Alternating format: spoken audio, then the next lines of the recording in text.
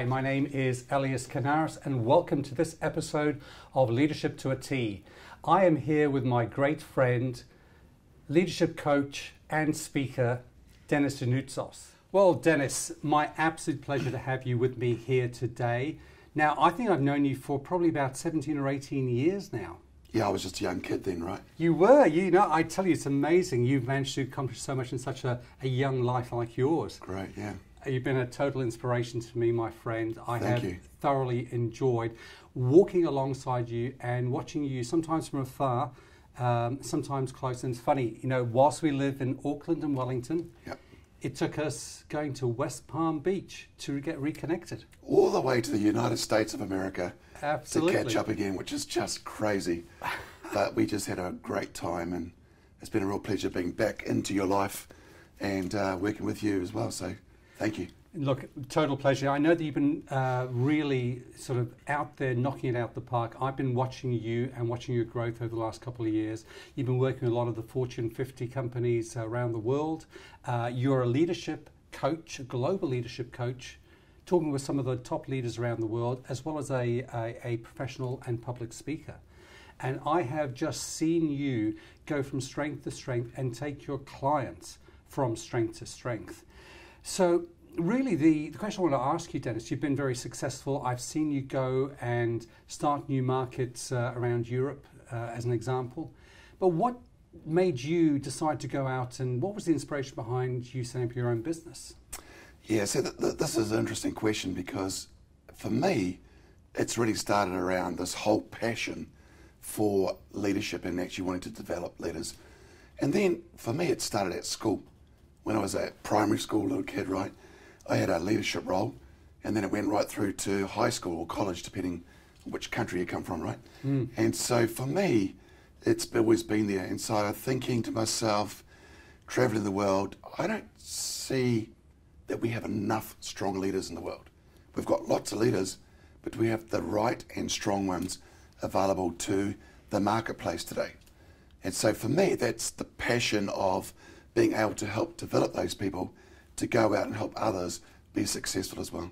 Indeed, because I think when we first met, you were back then in Greece, establishing a new market and getting people to understand a concept that probably for the Greeks was quite foreign, quite alien.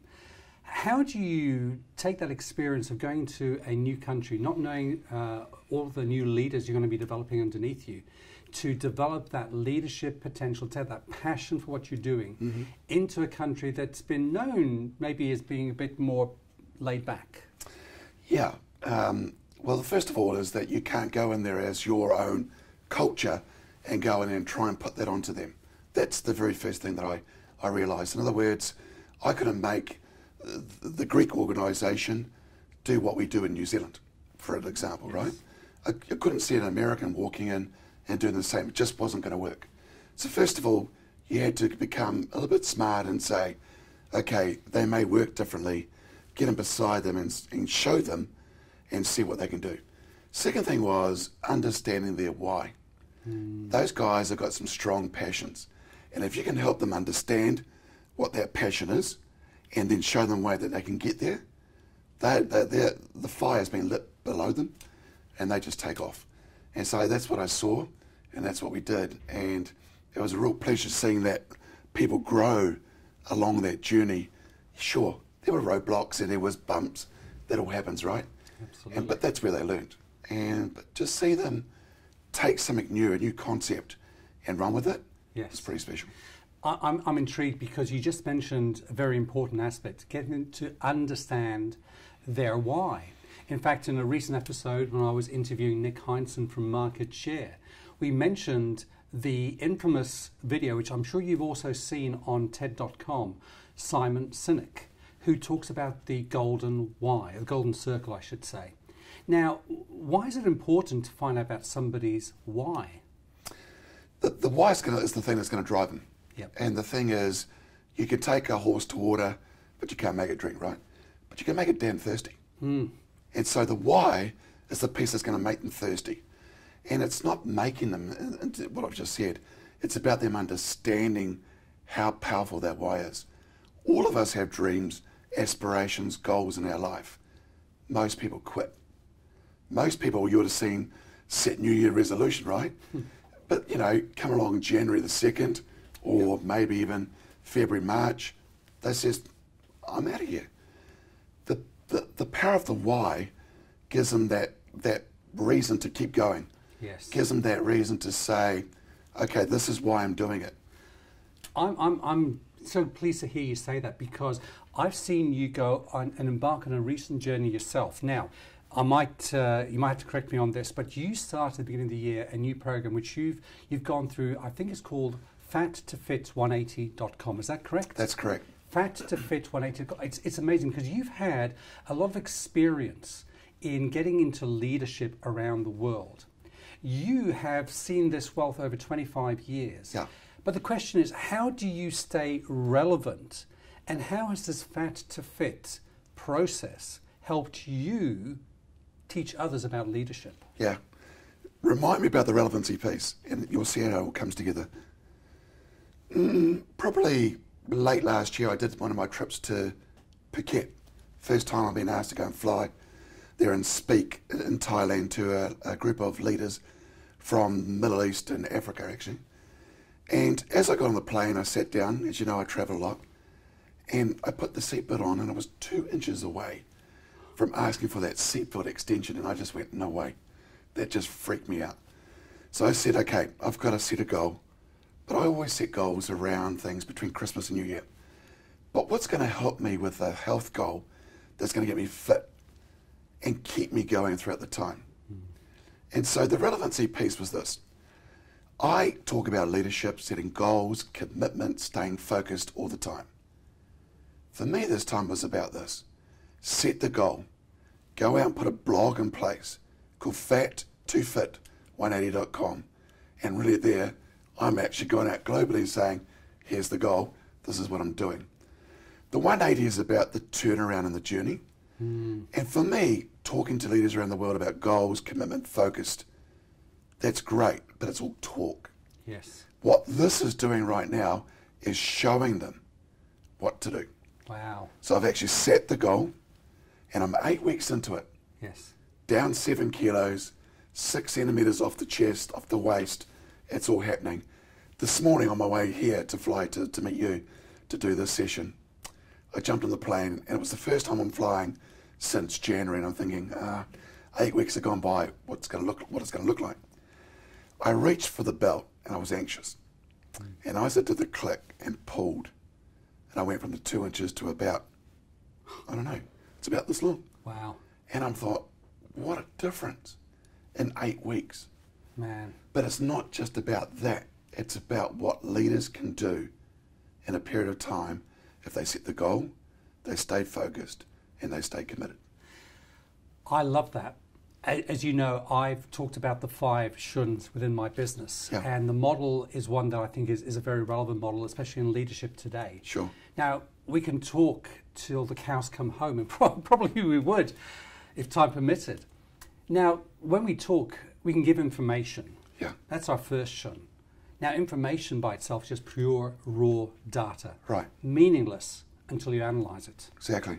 Now, if you go from information to your second shun, revelations, when you get that aha moment, and suddenly you realize there's something about what you just said that makes a difference. Now, please don't be like Bill Murray in the film Groundhog Day, having the same revelation day after day. Get into action. That's your third shun. Yep. It's so hard to steer a parked car. People say, I need motivation. No, they'll follow after action, in my humble opinion. But when you talk about action, which is really where fattofit180.com starts in terms of a leadership perspective, what is it that you do to help motivate other leaders to get into action? What are the ideas that you have that help them? So I and this is probably one of my strengths, is I ask the right question. Questions are so strong. It's about asking the right question at the right time. There's things that people say, and there's things that they don't say, and it's picking up on that. So if I'm able to sit down with people and go through that with them and help them understand their why and set strong, powerful goals, that's going to help them. The second thing I would say here is this. the goal's a goal. And you go, what do you do? Anyone can set a goal. But if it's a goal that means something to them, that emotionally affects them in their heart, that's going to really tug on those strings in their heart, Yes. that's where you know you've got them. And it's not about me getting them as a coach. It's about me being able to take them to where they want to go to. And if you can do that, that is powerful. Mm-hmm. Factorfit180.com is just one area, right? Yes. The coaching space is where I can do that, and then speaking to help them move forward. I love it because as an executive coach, I think that's a very important aspect. I used to, as you know, be a senior consultant in the IT and telecommunications sector. And I used to make this comment, which I think was rather ironic when I was a consultant. I might not know all the answers, I used to say, but I know how to ask the right questions. And as you point out, asking the right questions will lead you to explore and develop with your leaders that whole coaching component. It's not what they say necessarily, but sometimes what they don't say. Exactly. Great. So then, look, I've followed you for a long time at a distance and now up close. You are, in my opinion, a very successful coach, and I've seen the types of organizations you've been working with and the individuals. But what for you, how do you define success? Yeah, this is the thing that really sort of makes me think a lot. I worked for a guy in Greece who was a billionaire. That's a lot of zeros behind that first number, right? Yes. And the guy always had 6 bodyguards around him. Before he arrived in the office, the guys were there checking it out. If he wanted to go to the bathroom, he had to send guys in first, check things out. Is that success? I don't know.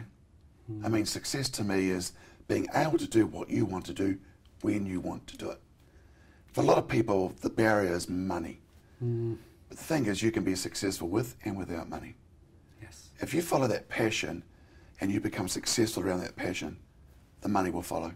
So talking about the billionaire, you mentioned a very important aspect I'd love to explore just briefly with you.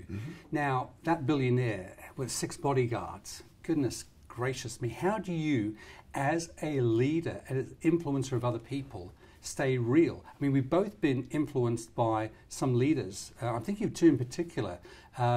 People like Jim Dornan, who headed up an organization called Network 21, and John Maxwell, who heads up the John Maxwell team, which we're both founding partners of. What is it about people like that and their leadership skills that has impacted you and now helped you to help other leaders become real? Yeah. They're just humble. They are down-to-earth people. It's really funny. It's like the more successful they become, the more humble they are, right? Yes. And we've seen that happen time and time again. And for both those gentlemen, what I learned from them was be humble, be around the people, help the people. It's not about you, it's about them. It's a bit like speaking up front, right? It's not about being self-conscious, it's about being audience conscious. It's about that audience in front of you. The same thing with both those gentlemen is that they've taught me to think about the person in front of you, get them leaving you feeling better than when they came and saw you, right? Yes. And I think that's the key. If you can do that, that's great. The second thing I would say about those 2 is that they were out there doing it. Yes. They weren't just sitting there talking about it. They weren't just sitting there on their seats thinking, oh, this is all nice. They were out there physically doing it day in and day out. That's a difference. And if we can do that more, and that's why you and I are out there doing it, because we need to, not for just us, but to also go out there and influence others. Give those people that glimmer of understanding and how they can do things around the world. This is something I share with leaders around the world a lot. People are watching us every single minute in what we're doing in life. Whether you and I go down the supermarket, whether we're saying something, what we say and how we say it, people are watching. And what comes out of our mouth as leaders sometimes is so powerful. And it may not be today, but it could be 2 years down the track that one word, that one statement, something that you've said can influence others. And that's why I always say to people, write notes. It's not about entertaining yourself, because that could be that one comment, that one quote, that one statement that somebody makes. Because as soon as you walk out of the room, you're going to forget it. But if you've got it written down, you can go back and visit it. That one comment, quote, statement can change other people's lives. Wow. In fact, it could change a country, an organisation. It's so powerful. That's incredible. Denis, I really enjoyed our time together. I know we're running out of time here. Before I summarise on this interview, can I just ask, if people want to get hold of you, how can they get hold of you? Yeah, cool. So my website, www.globalleadershipcoach.com, is where they can get hold of me. And we're about to launch some other websites as well, which is all good, but that's a great one to go to. Fantastic. www.globalleadershipcoach.com. That's it. Excellent.